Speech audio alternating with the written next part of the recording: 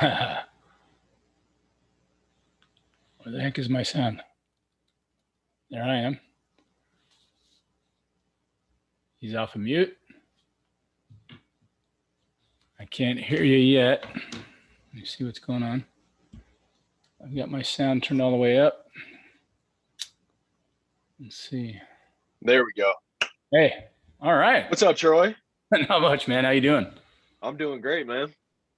I appreciate you having me on. I'm excited to sit down and chat with you about this stuff. Hey, this is awesome. I've been wanting to do a podcast for a long time, and I really don't even have a clue to what I'm doing. So I'm glad I got a experienced warrior like yourself on there. How many of these have you done? Well, I was going to say I actually haven't done any. I've only done like maybe one snippet, but I don't have much experience in podcasts. Okay. A lot of Zoom calls, but not necessarily a podcast. Okay. Yeah. One of my athletes actually got me, a tech guy that was like, yeah, you can do it off a Zoom call, and I'll do this and that. Just go ahead and do one, and I'll figure it all out for you later. So I'm like, all right, well, sweet. Yeah. Right? I've definitely thought about it though, because it's nice to be able to have a whole conversation about it. Because things come up in conversation that don't come up when you're just talking to a screen yourself. You know what I mean? Exactly. Yeah, I hear that. That's the beautiful part about it, for sure. Everything's just exploding right now too. This whole, during the pandemic, it's kind of forced, us to become different people. Like I sat around for 3 months, just crying and complaining that I couldn't train any athletes. And, I literally had nowhere to go. Like I couldn't go to a gym. I couldn't go to a track. I couldn't do anything. So we were going to like local parks and taking cones with us and doing drills, and, the few dedicated, athletes that I had. And then I, once school let out, I was even worse. I'm sitting around the whole summer with nothing to do, and just like, what can I do to redeem this time? And I toyed with the idea last summer, and I downloaded a podcast thing by myself, and I'm trying it out, and I could, I'm a dinosaur with this stuff. It's like, I'm one of those old guys that can't get anything to work. I'm like, my mom, she can't even figure out her phone still. And I'm like, God, I'm not really that far removed from my mom. I can't figure this stuff out. So, hey, either way, you made it happen, found a way to learn it. You know what? God is good that way, man. It just seems like things just keep coming up, and it was just, I keep talking about what I want to do. And then eventually somebody will hear that and go, I got to help this guy out, because I don't want to hear him anymore, complaining about not getting it going, so. Yeah. Speaking it into existence. That's right? What I say. If you don't put it out there, nobody's going to help you, Well, hey, I want to make sure that we do our shameless plugs, for our businesses. So I figured I'd start with you, because I came into, for those of you out there listening to this podcast, which I'm hoping there'll be more than one. I'm talking with Aaron. How do you pronounce your last name? Wascha. Okay. Yep. I saw your site the first time, the wax on, wax off, and I was like, oh, that's Karate Kid, Right. And the first notice that I had of Aaron on his Instagram site was it popped up on my feed. I can't remember why. It was probably one of the hashtags, right? And it was a standing. Well, you were moving into it, but it was a real aggressive running 2-footed 6-foot box jump, which I've been watching a lot of guys jump. I'm a jump coach and trainer, and I'm constantly watching these, young kids do this stuff. And I was just like, wow, 6 feet, that's just, phew. And you're only what, 6? Are you even 6 feet yourself? Yeah, I'm about 6'2". 6'2". So yeah, that's just unreal. And that led, we actually got a little dialogue going. I think I messaged you and asked you a couple questions, and Aaron was gracious enough to reply and start talking about training and some really interesting stuff that he was working on. So that's kind of how I met him. We can go into more detail on that. First of all, Aaron, I saw the number call was from Michigan. So why don't you tell everybody where you're from? Yeah, so born and raised in Michigan. I actually, and I'm 20. I just turned 29 yesterday. Actually, yesterday was my birthday. So Yeah. Wow. And Happy about, birthday. I appreciate that, man. Amazing. Yeah. And then, about 3 months ago, my girlfriend and I moved out to Colorado Springs. So Okay. we love it out here. Colorado Springs is awesome. And it's, if you know anything about Michigan, Colorado is especially better for training. Sure. The weather's a little nicer and I'm able to be outside a lot more, hit the field, Right. all that good stuff. So that's where I'm from. Okay. So from Michigan. So does that make you like Michigan, Michigan State? Where do you stand on the whole rivalry and all that? Oh yeah, I'm a Spartan. I went to Okay. Michigan State, so got to roll with my Spartans. Magic Johnson.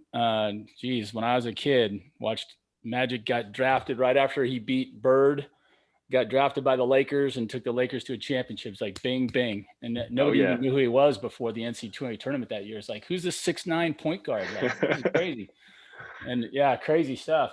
So Michigan State, what do you think about, I'm sure you're just loving having Harbaugh there. At Michigan.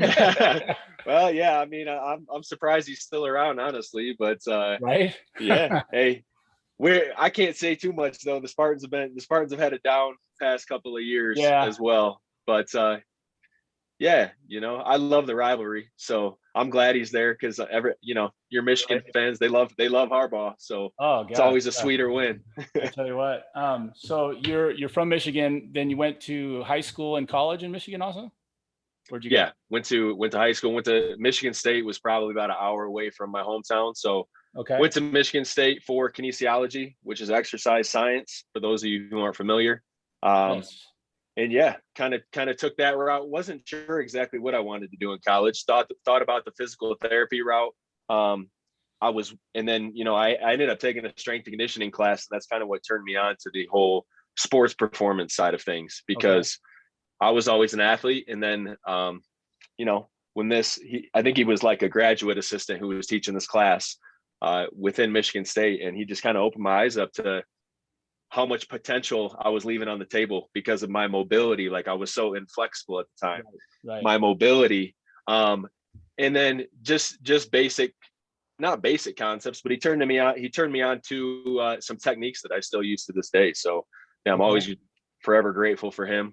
So that's kind of where it all started. And then, go ahead. I'll just say, and then after college, I became a strength and conditioning coach at a high school.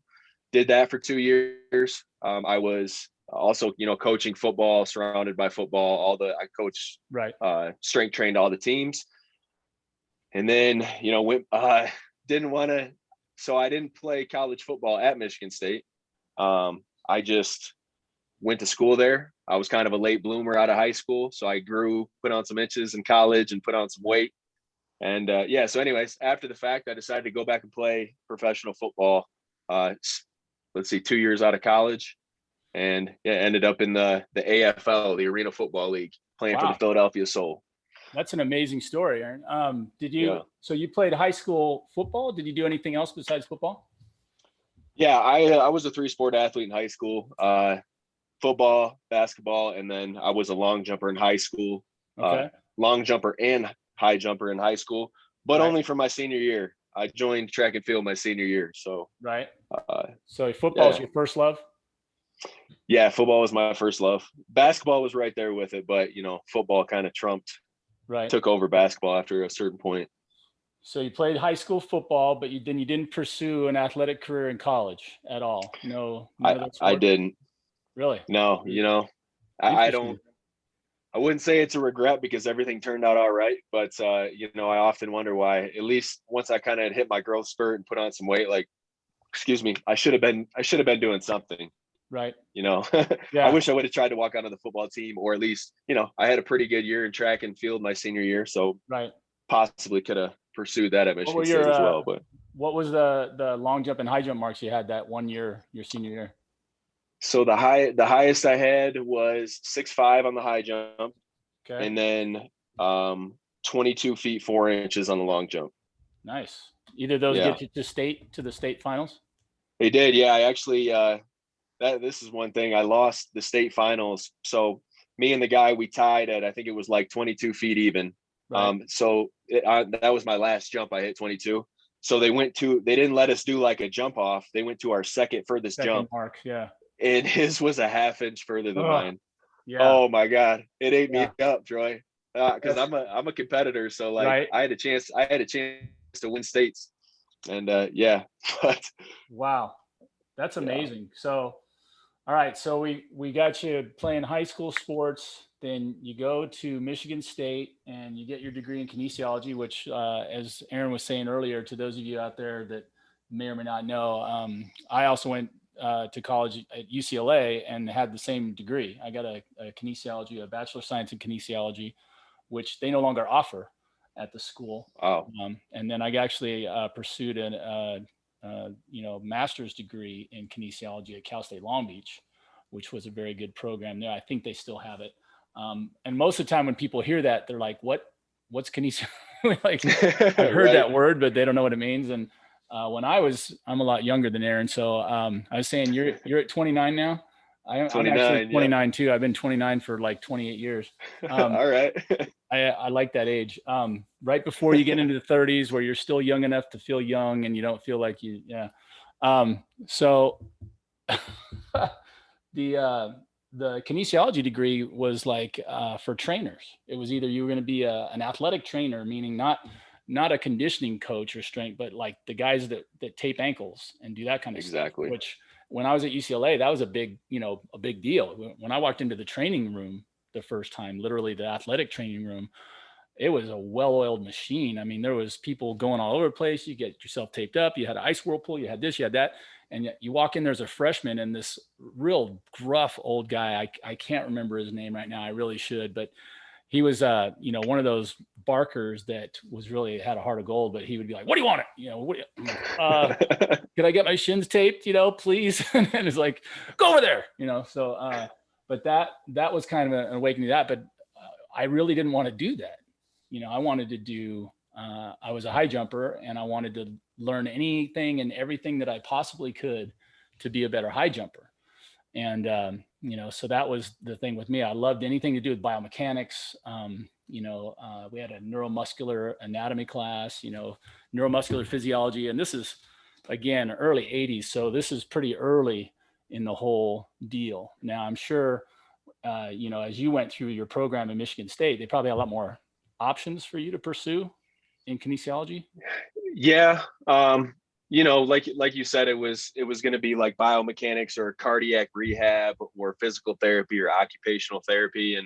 And then there was the strength and conditioning side of Right. things, a specialization in that. And like I said, as soon as I took that class, it was a no brainer because obviously I've always been athletic. I've been a leaper, and focusing on my vertical jump was just always, when you're in Yeah. high school, you play basketball, you want to be able to throw it down and dunk. You Yeah. just jumping, jumping is always like a status thing. People look at it with awe, you know what I mean? And Right. so yeah, that's when I was like, man, I could increase my vertical and just learn to be a better athlete because it's just been a passion of mine. Right. So but yeah, there was limited options. I would say there's still limited options. It was like Yeah. a lot of people with kinesiology degrees just end up being your average personal trainer, which there's nothing wrong with that. But Right. you Not know, that there's anything wrong with it. Yeah. there's Like the not. old It's just you Seinfeld you joke. you. Yeah, gotcha. So you could not even go to get a degree and be a personal trainer. So it's like if going to a D1 Michigan State, there's probably want Right. to do something else with it. But Yeah. yeah, so I hear you. I didn't do anything with mine, for the longest time. When I got out of college, I started coaching junior college almost right away. And, as far as getting a real job, I mean, a coaching stipend for $2,500 isn't a real job, but, that was the yeah. first job that I got. And it was a steady one because they wanted me back every year. But, as far as getting a real job, like I'm a high school teacher, I didn't have anything in mind like that. I put all my eggs in I want to be a great athlete and go to the Olympics basket, Hmm. and that one didn't pan out, of course. So I could pursue it till I was 28. We're kind of on these similar life paths. I tried till I was 28. And then I said, well, after the trials in 92, which I didn't even qualify for the trials, I was training to try to make it to the trials. And I finally said, I guess I'm done. I'm 28. I can't jump any higher, than I did when I was a senior in college. So I guess this is time to get a real job and find something to Yeah. do it. And I didn't find anything in my degree. I had to go and get a teaching credential and do that. So I kind of wish I'd have had a different, the experience and looking back on it and saying, hey, maybe it would have been, but things work out. They do. They always Yeah. do. So I was looking at your site, and it struck me how busy you are. And aside from showing your own personal exploits and jumping and that kind of stuff, I was looking at the list and I saw, your books that you recommend for other people. When they look at you and they're like, wow, I wonder what motivates this guy. So this is the first time I've ever seen this on a site, and I kind of liked it. So I was doing my homework on Aaron, Okay. everybody. So I wanted to know what was making Aaron tick. So on his website, on the little, this is on, when I say website, I'm sorry, this is his Instagram, where I started following him. And I had this listed as one of my questions. How many platforms are you on other than Instagram? Yeah, pretty much just Facebook and Instagram, honestly. Right. Okay. I've had a website in the works. It's not quite completed yet. At some point, I would like to, but yeah. And then I would be on 3 with the website. But yeah, Instagram is kind of the hot spot these days. Everybody goes there to find information, and Right. that's like the platform of choice for a lot of people. Well, I tell you what, it's been amazing for me in that in the last 2 years since I started it, I've gone and just seen so many training things. Like, what I've learned I'm one of those slow lesson learners, but when I get it, I get it. Following the hashtags, following other trainers, following the jumpers, so if a kid shows any interest, I sometimes if I have a spare moment, I'll look through and see who's liked my stuff, right? And you look through and I'm Yep. like, oh, and I see a name, somebody, blah, blah, blah, high jump or something. So I look, and invariably there's a high jump video. So I'll say, hey, you want me to post your video on my site? And so many kids are just like, oh, that'd be great, and get a little bio and show their stuff. And then invariably you'll see coaches come along, or a trainer, or a recruiter. I mean, I was blown away last year after showing this one kid up north. He jumped 6'8" up in Santa Rosa. He ended up getting a Wow. scholarship somewhere. He called within a couple of days. He said, hey, I got seen by your thing and I got a scholarship to this place. And I was like, how great is that? Just out of nowhere. And then, so I've been following, trainers and coaches, not just in the US, but around the world. And so you're finally getting the curtain. I feel like I'm in the Wizard of Oz, the curtain's getting peeled back. I'm starting to see training from Lithuania, from Russia, from France, and I'm, we're always wondering, I don't know if it's just me, but I'm like, hey, if these guys are kicking our butts, what are they doing that we're not? I'm a high jumper, and for those of you that don't know, the US record is 7:10 and a half, I believe, by Charles Austin, who won the Olympics a few years back. But we don't own the world record, which we used to. A lot like the high jump, or I'm sorry, the decathlon used to be an American event, man, in the 50s, all the way up through Bruce Jenner, now Caitlyn Jenner, but Bruce Jenner in 1976, when I was a 12-year-old kid, I remember watching Bruce Jenner win the Olympics in Montreal. And it had long been an American event. Rayford Johnson, who just passed, UCLA great, he won it in 1960, and his teammate took the silver, CK Yang, at UCLA also. And, just this long tradition. And then since 1976, not so much. We had the Dan and Dave years. That was like one shot, and neither of them won it. And the high jump has left, the US gold. Like I said, Charles Austin got it recently, but as far as the world record goes, there hasn't been anybody holding that from the US. And I've been one of those guys going, okay, wait a minute. If you watch basketball or volleyball and you see these guys jumping out of the building, like, how come we don't have the world record, I know. It's pretty amazing. And then I'm watching you do a 6-foot box jump, and I'm thinking, man, we gotta get, this sounds like a crazy idea. Okay. But I want to get together. I guess you can't call it a task force or anything, but just like a group think or a thing and go, okay, hey, let's find someone, kind of like the $1 Million Arm thing, right? That movie that they made about looking in another country for this kid.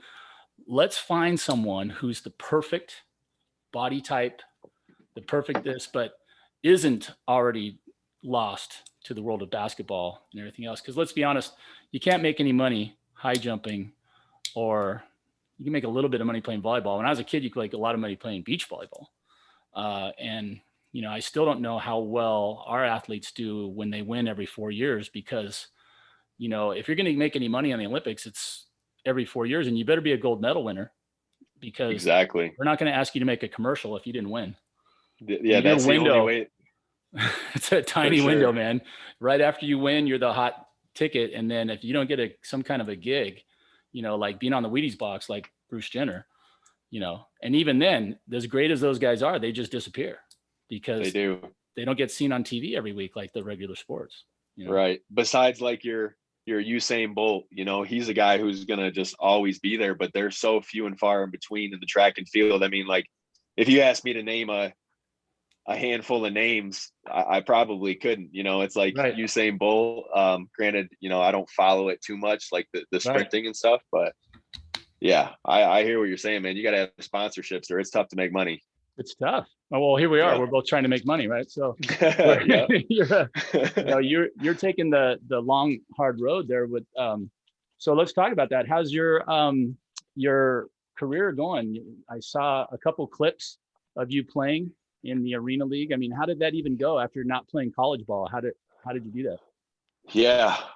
Well, so, you know, obviously we'll start with my internship. So I get out of college, I go do an internship with a strength conditioning coach at a small college, get into that high school. And, you know, our insecurities drive us a lot. So it's, you know, I was kind of skinnier coming out of high school. I was always, you know, a lean guy, but I'm like, man, I can't let these high school kids see me. You know, I was a relatively young guy. It's my first job at a high school. I'm 22, just getting out of college. Right. So I started working out like a fiend, you know what I mean? And that's kind of where it all started, right there at that high school. And then as I continued to get, I was always very explosive, you know, a jumper, pretty fast. So as I started getting, filling out, one of my mentors, who was also he was my former basketball coach in high school. He's like, man, why don't you give it a try? Like, why don't you at least give it a try and not have any regrets? And I had already been thinking about it. So just kind of a nice little push from him was like, you know what? Life's too short. I don't want to have any regrets. Right. I think I can do this. At the same time, I realized I was behind the ball. I didn't have 4 years of college experience as a receiver. Right. So in short, I just became obsessed with football, running routes, getting better, watching YouTube videos. And then, like, I'd always been, you know, relatively obsessed with the sports performance side. So how to become a better athlete. Right. So when I put those two together, it's when I went to an open tryout for the Philadelphia Soul, just on a whim, drove from Michigan to Philadelphia, and I stood out. And I think my athleticism was definitely a big reason that I did stand out. Right. You know, went in, ran a 4.46 in the 40, had a good short shuttle, and just caught every ball. So that's where it all happened, man. It's kind of a long story how that played out too, because I ended up pulling my hamstring my first year in training camp, and I ended up getting, while my hamstring was pulled, they were going to bring me back, and then all of a sudden I got a crazy MRSA infection in my hand. Wow. Like, you know, where your calluses are from, because I was lifting all the time because I wasn't out in the field. Got an infection, had to get surgery, and then I got cut. So long story super short, I had my little montage. I went away. I went back to Michigan. I was, you know, really determined to come back and play. And I was doing 2-a-days for like 3-4 months straight. Came back the next year, and that's really when I had my breakout season, and you know, kind of got myself on the map. Wow. So that's, I tell you, that's my favorite thing is stories like this. Like, you know, I play golf. And every year, you know, one of my favorite tournaments is the U.S. Open, because anybody can go and qualify for the U.S. Open. You can go to your local regional thing and pay your money. And even if you shoot 95 both days, you can put your name down and say, I went to that, you know, and then, so they have certain handicap requirements, but basically if you get low enough, you can go. And then if you shoot well enough, you can be playing on, you know, Saturday or Sunday with one of the guys on the tour.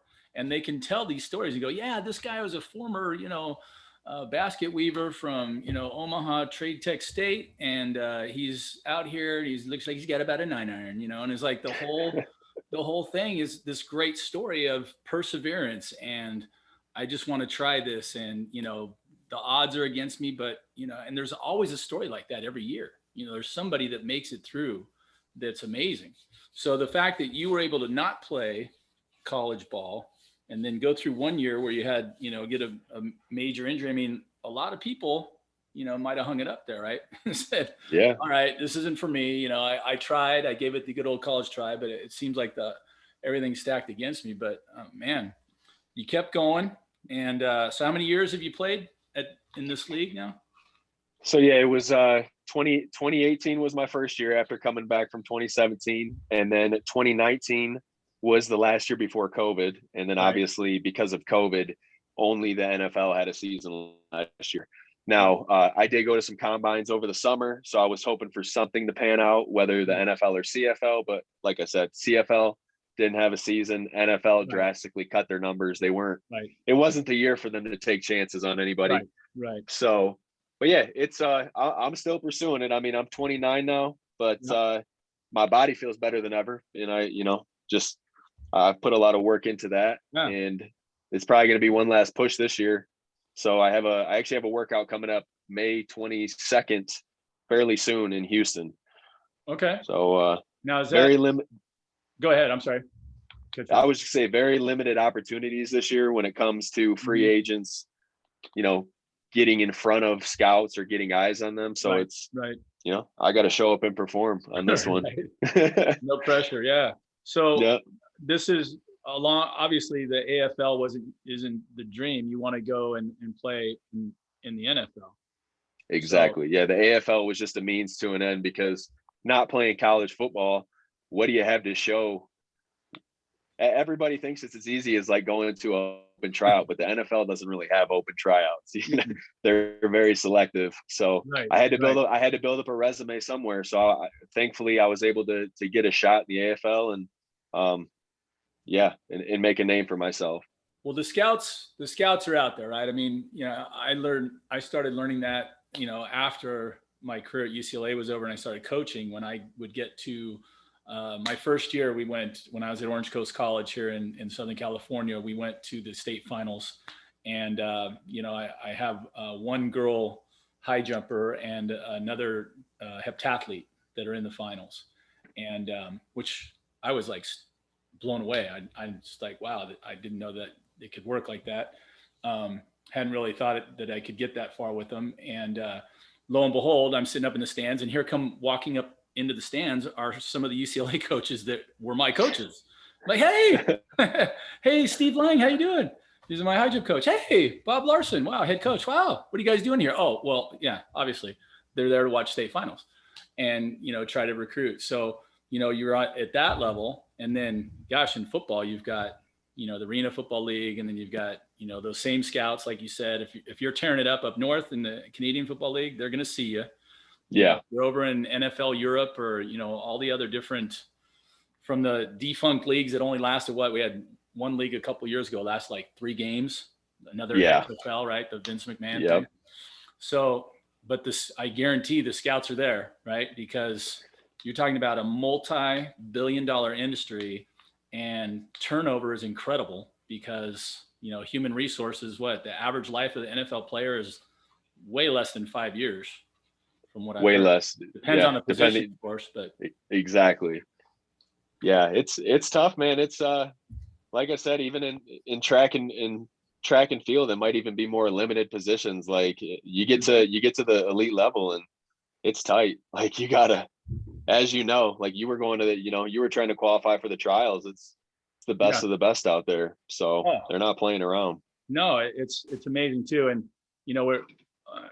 I think we can get away with this because it's my podcast. So, but the fact of the matter is, the training is amazing too. I mean, back in the day, I know for a fact that steroids were rampant and still are. I mean, everybody can talk ad nauseum about whatever, and the testing that's here and this and that. But it's like, okay, I just want you to know, we're talking about entertainment and mega millions of dollars. And so the temptation is there. And so, people are going to do that. Now, I was accused of doing that. And it's funny because I was like you, I was a 6'3", 180-pound, string bean. In my eyes, I was string bean. I remember when people would say something to me like, "You're skinny." I always hated that word because skinny in my mind was skinny equaled weak. And I'm like, okay, I'm 6'3", 180, but I'm benching 240 and I'm, squatting. I think I only squatted like 220 in high school, but I was like, I'm at least doing my own body weight. I played free safety in football and I wasn't particularly fast, but I could jump, and I just realized when I got to UCLA, I walked into the weight room. It was 1982. I graduated in 82, so it was fall of 82. I saw some of the biggest people I have ever seen in my life when I walked into that weight room. Because our high school weight room was nothing. This is the early 80s. We had one universal machine and one squat rack, I remember, and a dip bar.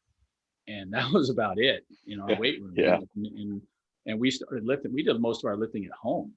So, the school was no great thing. When I walked into UCLA's weight room, it was like this mecca, 15 power racks and Cybex equipment everywhere. And, 4 complete racks of dumbbells that went from 5 to 150. Right. Wow. And I walked in and there's a linebacker that I knew that was ready for draft. And this guy walks up and picks up 2 150-pound dumbbells like they're nothing and starts doing incline bench like this, just doing reps. Right. And I'm just like looking at him going, and as my legs, the big part of my leg was like his forearm. I was like, oh my God, this is one of the biggest people I've ever seen. So you start to realize quickly, it's like, okay, people just don't get that big, and the training table is real. They're eating 5 plates of food and, that stuff better than I. We should get you talking about it.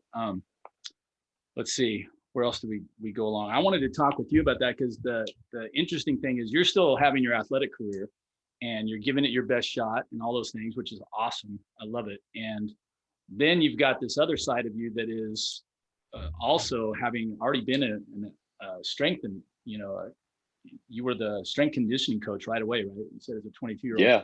So I understand that the motivation to work out is probably like, I got to represent, right? You can't exactly. be a strength and conditioning coach and be like, so you stepped up a couple levels and you're like, that's right, I'm a strength and conditioning coach. And I'm sure there's a lot of things that you learned along the way there, trial and error and whatnot. What is it? Is that something that you think you would pursue once, to a different degree once your career is over in the NFL? Yeah, absolutely. That's my business now. I still do online personal training. I prefer to work with the athletes. I'm very a sports performance guy just because that's the harder stuff to learn. Everybody can learn how to do air squats and all that stuff, right. But when you're talking about fine tuning an athlete, that's what I've done to myself. And there's no better feeling than helping a younger guy or younger athlete to not only be injury free, but to just maximize their athleticism. Because everybody's, there's a genetic factor. Let's be real. We both know that. But right. Like you said, it'd be nice to get a guy and just he'd be like a test dummy. Like how much can we improve this guy? Right. But yeah, long story short, yes, I definitely want to pursue. I'll continue to have my business, but I think at some point I'm going to really specialize in the sports performance world, whether it's with college, pro, high school. That's what I like to do. Well, you mentioned Colorado Springs. Is there any impetus there to get involved with the U.S. Olympic Training Center? Yeah, maybe. That would be a dream come true. You'd be working with the best of the best athletes. Right. It's just the credentials. I don't know exactly what credentials they're looking for, Right. I'm sure it's pretty strict. Like, I don't know if you need a doctorate or what, but right. Either way, I would love to. That's interesting. Are you now you've got a Bachelor of Science in Kinesiology. Have you got any other degrees? You got a master's or any further chasings? No. So yeah, just the bachelor's in kinesiology, and then right out of college to become the strength coach, I got my CSCS, certified strength conditioning specialist.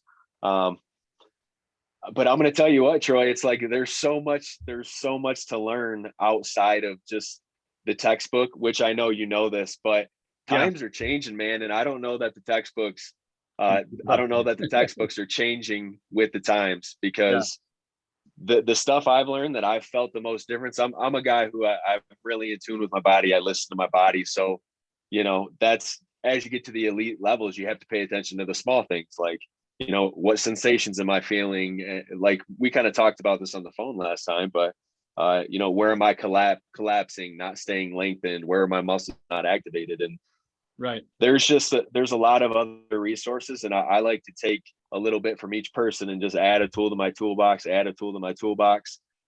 and before you know it, I've just, I didn't even realize I was absorbing that much information until, right. I kind of, when I talk about it or I put it to use on myself, I'm like, man, every person that came into my life or book that came into my life was there for a reason. So right. It's been cool.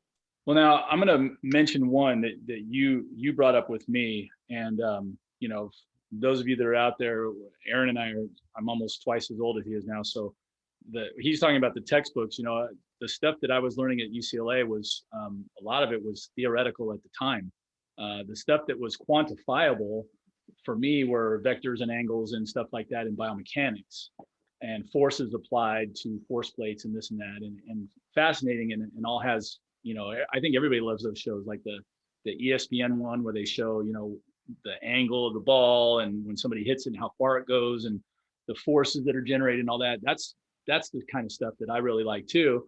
And then there's the other side of it, which is, how do I get muscle to contract faster? How do I get faster? How do I jump higher? How do I get stronger? All these things. And what's the best way to do that? Because, two people could do completely different methods and have different types of results, and yet both of their athletes can improve, right? So from my standpoint, I'm looking at it going, okay, I want to pick the very best possible thing. And it sounds like we've both been in the lab of the human experiment lab with ourselves.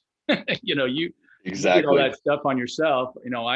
When I got to UCLA, I had a couple great teammates that were, I'll throw out their names because I want to get them on this podcast eventually. Del Davis, who was a 7.725 jumper. He jumped 7.725 my senior year in high school. I read about him in Sports Illustrated, and they mentioned his coach, Bob Larson. Now, they had another guy at the school named Lee Balkin, who ended up jumping 7.6 or 7.7, who still holds the state meet record in California of 7.3 in high school. I think somebody jumped higher overall, but not at the state meet. And then he was at UCLA great. They're 1 and 2 or 1 and 3 on the all-time list, and they were my teammates. When I got there, I was number 7 or 10 on the depth chart. I had to walk onto the team, even though I was a CIF champion in California and went to the state meet. That was like, okay, yeah. So what have you done for us lately? You've only jumped 6'10". We've got like 7 guys that jumped higher than you. So I was like, okay. And when I get there, I meet Bob Larson. He goes, hi, I'm Bob Larson. I'm the high jump coach. He goes, I'm just going to tell you right now, I don't know anything about the high jump. And I'm like, wait, what? Like, Del Davis jumped 7.7. You got Lee Balkin jumping 7.3, and you don't know anything about the high jump. No, I don't know anything about the high jump at all. He goes, you're going to be working with Del and Lee. Well, that turned out to be both good and bad. They were fantastic. They're just like, but they didn't have a coach. So we're just trying all kinds of crazy stuff. I mean, we did so much. I remember the workouts where we're jumping up and down the bleachers and, in Drake Stadium. And then we go over to Jan steps. And we're trying to jump 8 steps or 9 steps from a 2, just crazy stuff and high volumes, where I'm surprised I didn't, have shin splints in both legs and patellar tendonitis earlier than I did. And, all these crazy things were just kind of, it was the lab even then, and then they were telling me, hey, you gotta get in the weight room. We gotta do squats. We gotta do, hang cleans and all this stuff. I'm like, okay, yeah, I get. And I start doing that. And as I'm doing that, I go from 6'3", 180, the skinny kid in high school, to 6'3", 195. I put on 15 pounds, which was great, kind of, but I was heavy now. For a high jumper, 195 pounds is not very light, and Del was 6'3", 6'2", maybe like $150 or $160. And Lee's like 6'4", 160 maybe. And Lee was like a 46, 47 in the 400 kind of speed. So they were fast and light, and I was never fast, but I was, I could always jump, but I'm like, my strength to weight ratio, when I put on those 15 pounds, kind of went the wrong way. It started going towards the floor, so I was like, I got to figure out a way. It wasn't until I squatted over 400 pounds that I jumped over 7 feet. So I had to learn the hard way about strength, weight, and power and all that kind of stuff. And if I could reinvent the wheel or go back in time, is a better idea, and say, okay, what could you do better? I'd be like, okay, I need to get stronger without putting on the weight. And that was another thing that caught my eye on your site, because I've been noticing a lot of nutrition stuff that you've been throwing out. So explain to me how that works in, or where you're going with that. Yeah, so I would say I read a lot of like biohacker books. So basically just how to optimize everything in your life: sleep, energy, down to the cellular level. So I've dove into a lot of books that aren't even on my Instagram. I'm looking at a whole wall of them right here. But like I said, that was my obsession for, still is. I just enjoy that stuff. Right. But yeah, so I always had achy joints in high school. Like I would get done with a basketball game, track game, I'm icing my knees immediately. Preaching to the choir there, brother. I know. So it's like, I just thought, hey, this is something I'm going to have to deal with. So I'd get in my car, and then you get out of your car. When you get home, you're hobbling around. Right. So it was like that all the way through college. But I still maintained, I was still a leaper. I played a lot of pickup basketball, dunking it, So when I really dialed in the nutrition, I just found that the higher fat diet was better for me when it came to inflammation. So now, I'm 29 and my knees don't hurt. My body doesn't ache. I feel like I have the highest energy levels I've ever had. And I can just really tell that I'm optimized. Right. Where back in college, I'm eating fast food. I'm eating McDonald's. I'm eating the college pasta diet. Right. Same thing in high school. So once I really dialed that in, then it was just another level to how good my body feels. It's my recovery was faster, I guess I would say. So how does the high fat go that much? I think most people might hear that and go, wait, aren't you eating a lot of fat? Aren't you just going to get fat? How does that help you with your inflammation response? Yeah. So obviously you want to do healthy fats. We're not just eating garbage fats. We're talking, when you're cooking with your olive oil, your avocado oil, your coconut oil. So stable fats. You don't want to use vegetable oil, canola oil. Those are very inflammatory oils because they basically, if you're talking about molecular bonds, their bonds are very weak. So they break apart fast and, they're unsaturated, right? So unsaturated means lots of single bonds. Okay. Yeah, you got it. So you don't want to eat those. But then you have other foods like your avocado, your grass-fed meat has healthy fats in there. If you're getting some like raw seeds, nuts, cashews, all that good stuff. Okay. So, but basically what happens over time, you've heard of keto, right? Yes. So I'm not a full-blown keto guy. I just do what feels good for my body. But when you can transition your body into burning fat as a fuel, you're releasing ketones instead of, carbohydrates just turn to sugar. So you're utilizing glucose. So if you want to look at it as, hey, I have two engines in my body. You have your fat burning engine and you have your sugar burning engine. Okay. So when you're just constantly throwing carbs and sugar and energy drinks, like you're staying in that sugar burning mode. So your body wants to run off that fuel. Right. So if you can transition it to running off of fat, and when fat gets broken down, it turns into ketones, which is where keto gets its name, from ketones. Okay. And ketones are another fuel for our body.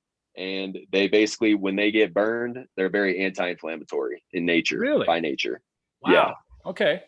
I didn't realize that. So, I think I do some things like a lot of athletes think, hey, I have to eat all day long. I just have to pack on weight, eat, where I've just found that wasn't for me because I was inflamed. Every time you eat, your body secretes insulin.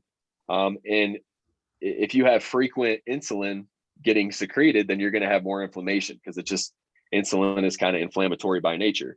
Okay. So yeah, that was the transition. And it just came from a lot of books. And as an athlete, like I've been able to maintain my muscle mass, and still I only eat 2 meals a day. I intermittent fast. So I don't eat until today I think I ate breakfast at 1 o'clock, and I ate right before we got on this call. So Wow. I don't have to stay strict to my window. Some people are very strict. I'm not. Right.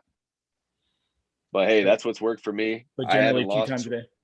Yeah, Do you, I do haven't you get, lost weight, and okay. You haven't yeah, lost weight. You're maintaining your weight even though you're only eating twice a day. yeah. I mean, I eat big meals, but Yeah. like I said, you used to hear the old, like, I feel like it's a myth. You got to eat 6 meals a day if you want to Right. lose weight, whether you're Right. losing weight or an athlete. Now, if you're getting ready for like a big endurance event or something like that, you might have to eat a little bit more carbs. Sure. You hear your carb loading, which some of that's been debunked a little bit, but you do need carbs as an athlete. So I'm not saying that. I Right. just I limit which ones I get. Well, you the thing that I found that was fascinating, and I took these classes at Cal State Long Beach, and I had a guy that did we went through the Krebs cycle to a degree that I never thought I would go through, and glycolysis and gluconeogenesis and all, and this guy was really good. It was Dr. Rozenek. He made it fascinating to me. The premise of the class, when he brought it up to us, he said, he said, what's the world record in the 100 meters right now? And this was back in 2005 or four. So I don't know if Bolt had broken it yet, but, I'm sure Carl Lewis had run a 9,6,9 or 9,7,9 or something. And he said, now, why is it that the human body can't maintain that 9,7,9 for the whole 400 meters or even a marathon, and we started going through, and he says, what happens over time? What fuels go in, how are they metabolized?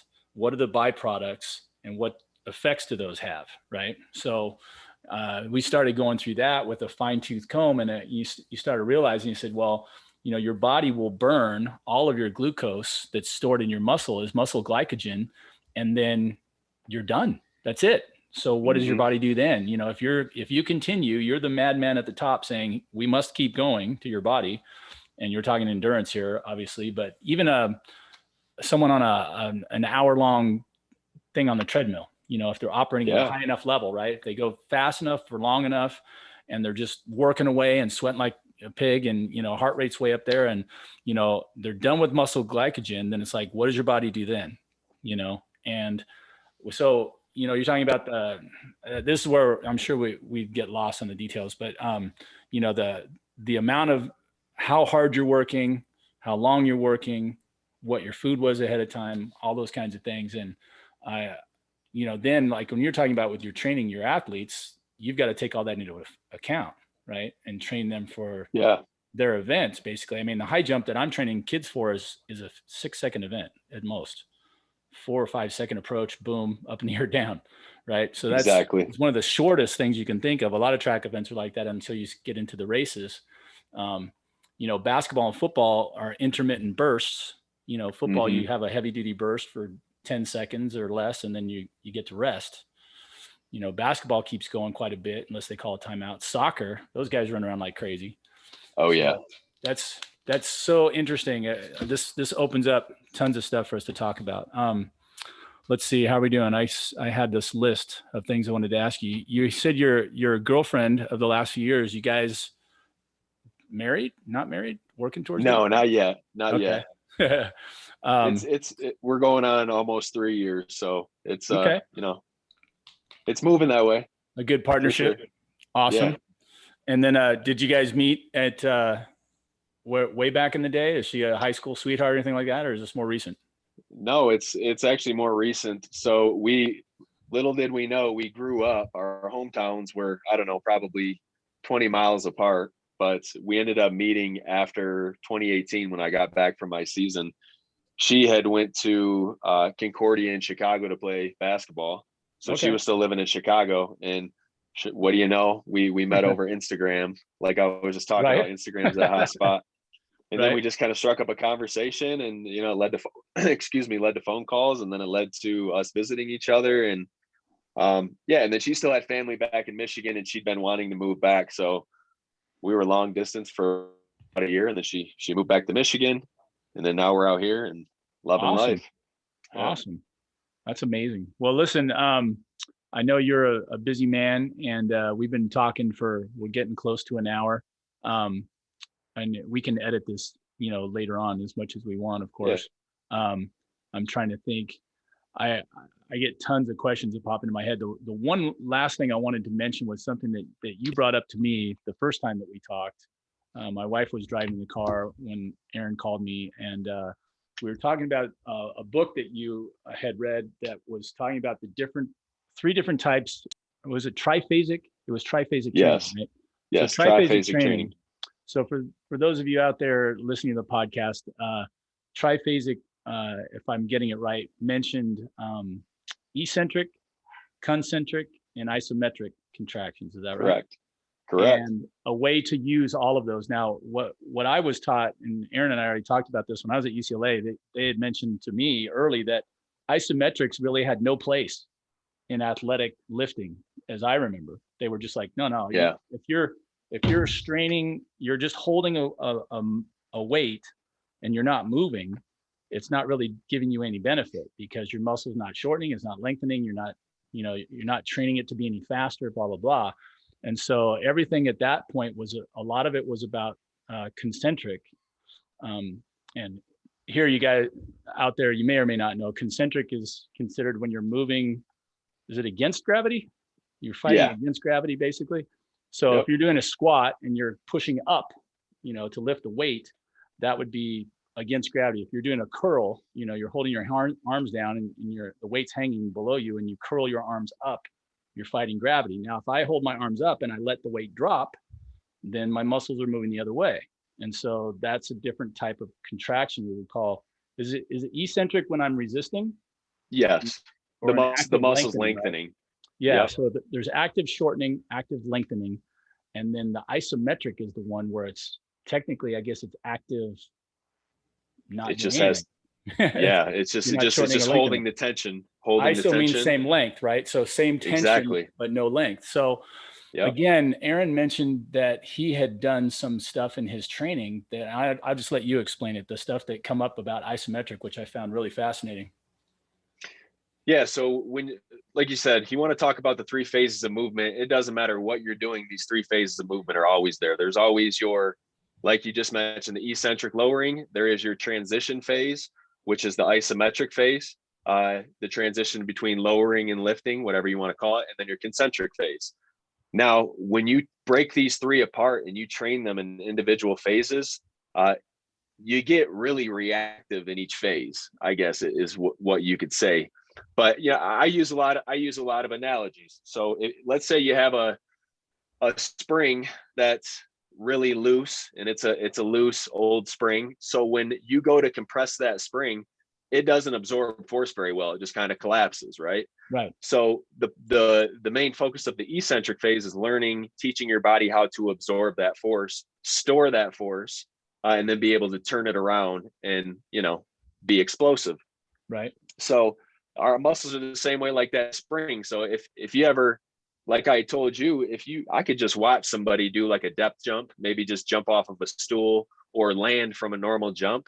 And I'm going to be able to tell how explosive they are, because if they can't land softly and smoothly and absorb, that means that they're not going to be able to turn around, store and absorb that force and create it. Right. If you can't store the force, you can't create it. Right. Right. So that's where the eccentric comes into play. Now, the isometric phase is you want to have an efficient and effective transition between those two phases. So like if you bounce a bouncy ball off of cement, it has a very clean transition because it has that sticking point. Right. Any jumper, you'll know that sticking point is about a quarter squat or so. You don't go to a 90-degree squat to jump. You hit that quarter squat sticking point. And then the elite jumpers, you'll notice whether you watch it in slow-mo, you watch it in person, that sticking point is so concrete and fast, they don't waste any energy. Right. Now, if you, let's say you were watching more of a novice jumper, you'll see that when they go, there's not like a clean, it's not like a clean change of direction. It's like a slowly absorbing and then changing direction. Right. So that's where training the isometric phase comes in. Okay. And then obviously you have the concentric, the lifting phase where you're just being all out reactive. It's really like anything in life. If you want to be a better sprinter, you don't just run sprints. What do? You break down the mechanics. You do your A skips, you do your B skips, you work on your knee drive, you work on your cycling. Right. So by the time you bring all of those facets back together, now you have a more well-oiled machine. So Okay. it's the same thing with movement, really. Wow. So how do you separate those? I mean, if you're talking about doing each phase individually, would that mean that I just basically just work an eccentric squat in a workout, Yeah. like pick something up and just resist, and then stop and get out of it? Or do I go ahead and work the isometric at that point, hold it, and then, I mean, it seems like you'd run out of energy trying to do all three at the same time. So yeah, so that's the thing. You wouldn't do them all three at the same time. You would break them up. Now, this is where it's going to get into individualized in your programming. But let's say typically you'll have a 12-week program. Okay. mm-hmm. The first 4 weeks, the focus is going to be on eccentric. So we're just going to take a back squat and use it as an Right. example for all three phases. Right. So your eccentric phase, your first 4 weeks, you're going to be focusing on, the time spent lowering. Right. Okay. Okay. Now, typically, as you increase the sets throughout that 4 weeks, okay. So let's say week 1, you're doing 5 sets of 4 reps per se. Okay. Okay. And then let's say you're going to take 4 seconds to lower on every single rep. When you Right. get to the bottom, you're going to hit it and explode up. Okay. As you progress through that 4-week phase, so the next week, we're going to decrease the amount of reps you do, but we're going to increase the amount of time spent lowering.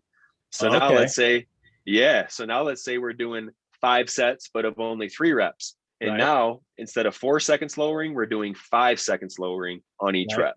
Okay. So you see, we're kind of like hitting this peak. Now let's go one more with it. The next week, we go 6 sets of 2 reps. Okay. But you're taking 6 seconds to lower on each rep. Okay. Okay. And then the 4th week is always a deload week where you go back to no tempo. Okay. And you're just maybe hitting 5 sets of 5, 50%, just getting your central nervous system to, because you wouldn't want to hit only eccentrics for 12 weeks because it would kind of slow your body down. Right. Okay. So you're going to transition are you saying the 4th week is a transition between the eccentric and the next?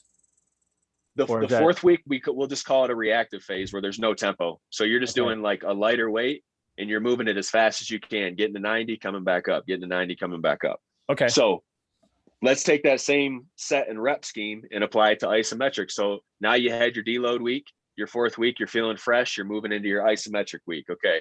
The isometric week is very, very taxing on your central nervous system because it takes a lot of focus and you got to hold these bottom positions. So So now let's say we're back to 5 sets of 4 and we're doing a 4-second hold at 90 degrees of the squat.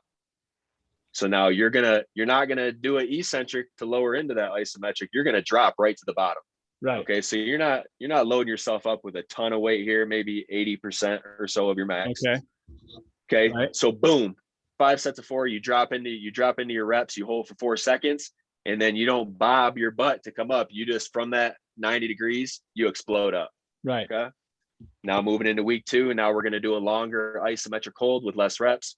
Week 3, 6 sets of 2, but now you hold the bottom of a squat for 6 seconds and exploding up. Okay. So by the time you do that, you're going to start to notice, that's when you really start to notice the changes is in the isometric phase, because nobody ever focuses on it. Yeah. And it's the transition, it's the sticking point. So now you're in your isometric, and also you want to pair these lifts with an explosive plyometric. So that way you're, as soon as you do the isometric phase, maybe you hit some, you name it, whatever plyometric you want. So that way your central nervous system is pairing it and it's putting it together. Like, okay, I just practiced the sticking point. Now let me apply it to my sticking point in my plyos. Okay. That's where it gets individualized and customized, but that's the main concept of it. And then obviously your last 4 weeks is going to be where you're trying to peak. So you're moving that weight as efficiently and as fast as possible. Drop to 90, come out of it. Right. Okay. So that would be, quote unquote, the more traditional, the last phase is something we all be more familiar with. Right. Yeah. Just doing regular, not really put explosive squats, but you're not emphasizing either the eccentric or the isometric. And it sounds to me like those are the missing parts of the training. Cause I remember, we were told to take it down a little bit slow, but not horribly slowly, and I remember learning later from a guy that once I'd gotten out of UCLA, who was who was a proponent of really slow reps, you know, and he had told me that, you know, like if you do a bench press and you've got like say 200 pounds and you push it up really fast, like if you're strong enough to explode it, he goes, most of the work was done here because the weight is already coasting now. Like once you give it that huge jolt, it's already moving. So out at the farther ranges, you're not having to work as much. And he said that it takes a lot more strength to take that weight and move it slower all the way through that range of motion. And I was like, okay, that kind of makes sense to me, you know, and that's a slower moving concentric phase. Whereas, you know, another part that was usually skipped, you know, and they taught us this early at UCLA in kinesiology was most people, you know, because you watching some of the old, I remember friends doing this in high school, you know, when they were trying to max, they would drop the weight and almost bounce it off their chest, like bam, like this. Yeah. Like, well, that doesn't take any strength and you can crack your ribs or your sternum, right? So that too, like, yeah. You know, a slow down, touch, and then bring it back up. You know, they said, well, you need to work. And I've trained this way forever with my kids. I'm like, hey, we need to work in both directions. So don't just let the weight drop, you know, control it, explode it back up. But we're adding here in this, it sounds to me like an even higher emphasis on the eccentric, you know, like you said, stretching the drop time basically from 4 to 5 to 6 seconds. And then even more so the turnaround. I find that so interesting that the isometric is the part. And you told me that. You said that the isometric was where you made your most gains, both in your vertical and your 40 time on both. Do you think was it directly measurable? The vertical for sure. You know, who knows if it was, you know, I'd like to think all three contributed, but as a jumper, I just know I've always been cognizant of that sticking point. So when and you can even do isometrics just to your sticking point. Like you could just work on being in a squat rack, drop into a quarter squat, and being very specific with what range of motion you drop to, even that. Right. But yeah, I think, like you said, the eccentric and the isometric are the most skipped in training, and especially, you know, back in the day, like it wasn't even a thing. Right. So it just makes sense that you would increase your capacity to store energy. Right. Just like a rubber band, it needs to store the energy to be able to snap it out. So our muscles, similar to that. But sorry, I just had a quick point on the lifting slow on the lifting phase. I don't necessarily believe in that, because then you're kind of teaching your central nervous system bad habits, right? Depending on what you're doing. Now, you wouldn't want to come out of a squat at a snail's speed, because then your central nervous system is remembering that and saying, okay, well, now when I go to jump, I'm going to come up slow instead of, boom, hitting it coming up. But that's important. Bodybuilders train that way because of time under tension. They just want their muscles to be under tension and get swole, get big. Right. I understand what you're saying. And it's an important distinction because, you know, what we're talking about here, this sticking point in the jump. And I often explain it to my kids when we're jumping, doing any kind of plyometrics. I said, hey, get off the ground. Like when you load up, you know, if you're doing this part where you're like here, a lot of them will be like this. They'll just go about that speed. You know, and I'm like, yes, hey, you should be like this. You should blur going down. I go, because the faster you stretch that muscle, the more energy is stored in it that you can release. But I said, and you got to go. Like when you do the fast load, you got to turn around and go, because if you load fast and hesitate, it's lost. You get diminishing return, you know, the longer that you wait. So I teach them leaking. Right. Yeah. So I like that, because you brought up the point about linking it to the plyometrics, which, you know, I was always taught too, that the plyometrics is the link between the weight room and actual performance, right? That's why they got so popular, because, you know, lifting weights, squatting is not like jumping. It's just squatting and making your legs stronger, you know, but it is and it isn't. But, you know, when we're doing it, we've got so much more to talk about in these subjects. We have to do this again. You know, I've been trying to get more information on doing, starting with 2 legs and moving to single leg lifts. I'm starting to see a lot more one-legged deadlifts, RDLs, LDLs, even one-legged squats, the Bulgarian pistol squats, right?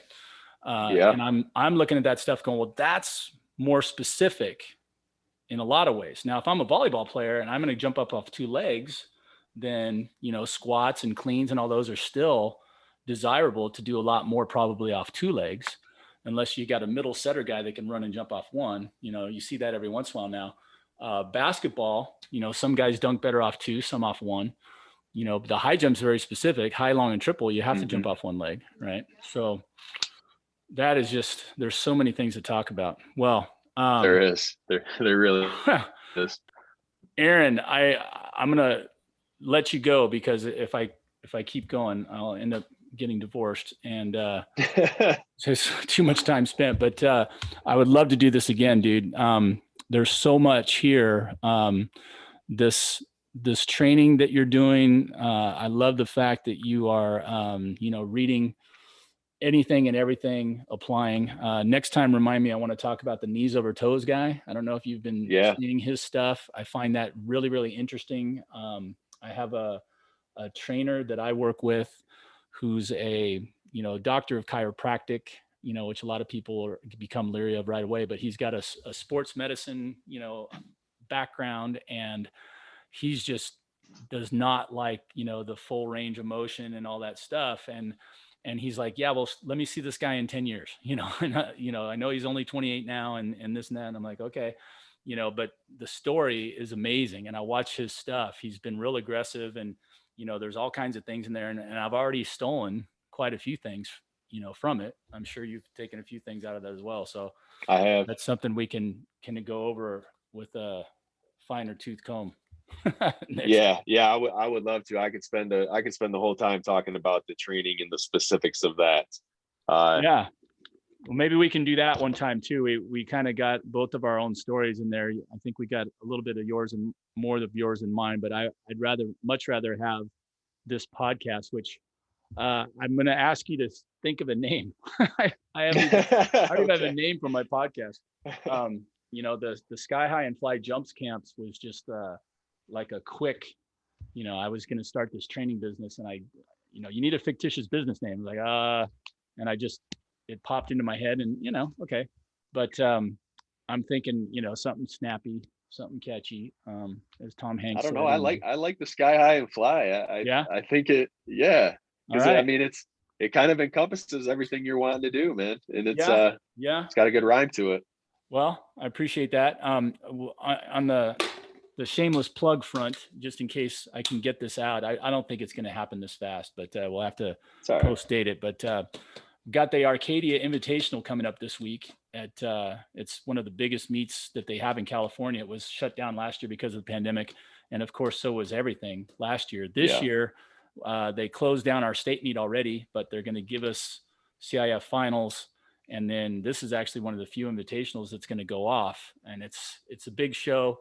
Takes some decent marks to get there, and I'm proud to have 7 athletes that I've trained that are going to be there this week. 7 different high jumpers, and nice. From all over, which is great. And these kids are hardworking and amazing. And unfortunately, I don't know if anybody's gonna be able to see it because they're still not letting anybody in. Some of the coaches may get in. I think I've got one pass where I can see one of my kids in the morning at 10:30, and then everybody else, they all go to different schools. So it's like, I don't even know if I'm going to be able, get to coach them. But anyway, that's the shameless plug side. Aaron, there's so many more things I want to talk about. So we'll definitely do this again if you're interested in doing so.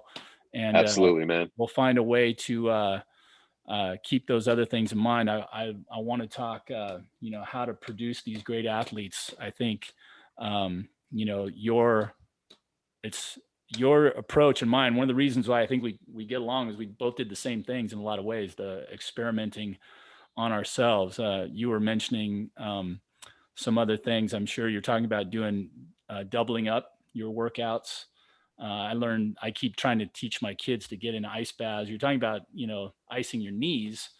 And, I didn't learn about ice baths for recovery until I was out of college. And I wished I'd have known it when I was in high school, for the 2-day state meet. That would have been wonderful, because I would gladly go back in the time machine and sit in a tub full of ice, because the night I jumped 6'8" at the state finals the first night, and I came back the next day and I had nothing. I could not get off the ground.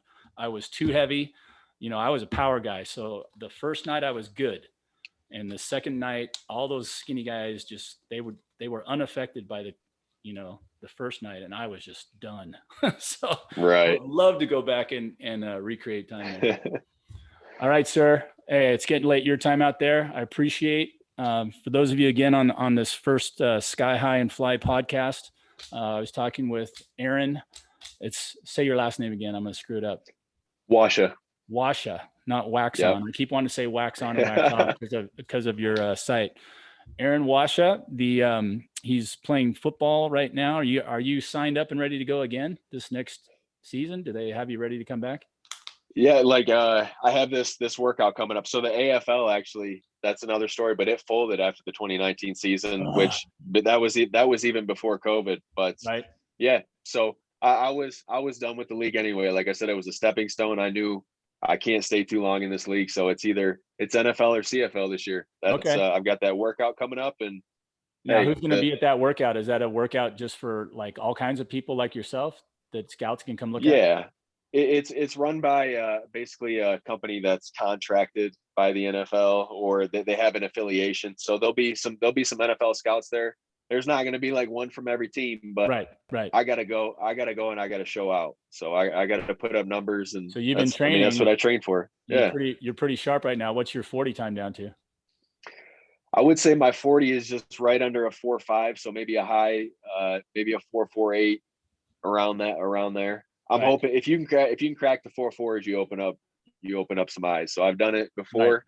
Just got to do it again. And then obviously my broad jump, my vertical leap, that'll all be where it needs to be. So, do they do any weight training stuff with you guys too? Do you still do, I know the linemen do the 200-pound bench, repeats and all that. Do they do anything like that with you guys? No, not really, because they're like this company, they're traveling around. So they're not taking the equipment with them. They just take the bare basics. But obviously your NFL, it's not like the combine. They're still doing that. Yeah. Okay. All right. Well, hey, Aaron, when that's coming up in May, we want to check back in. May 22nd. May 22nd. And that's where are they holding that? It's in Houston. I don't know. They haven't released the actual stadium yet, but they typically just find a nice high school stadium with turf and they do it there. Yeah. All right. Well, man, I want to make a trip out to Houston and watch you. We'll definitely talk either again before that or right after it and see how everything went. And maybe we should get somebody shooting some video of you or something. Sounds good, man. Yeah, I'm gonna try. I think it'll be recorded, so I should be able to get that footage. Awesome. All right. Well, hey, I'm your biggest fan officially, and want to hear back. So I appreciate your time. Your willingness to share your training secrets, all these things that are part of the big thing. I know we talked about your 12-week training cycles and all that. These are things that Aaron, is part of his business, that he does online. So more shameless plugs, and we'll do some more of those in the future. All right, Aaron, I really appreciate it. We'll talk to you again soon, man. Thanks for the call. Yeah, no problem. Thanks for having me on, Troy. It was an honor, man. Hey, anytime. All right, bud. We'll talk to you soon. All right. Have a good night. All right. You too. Bye. All right. Bye.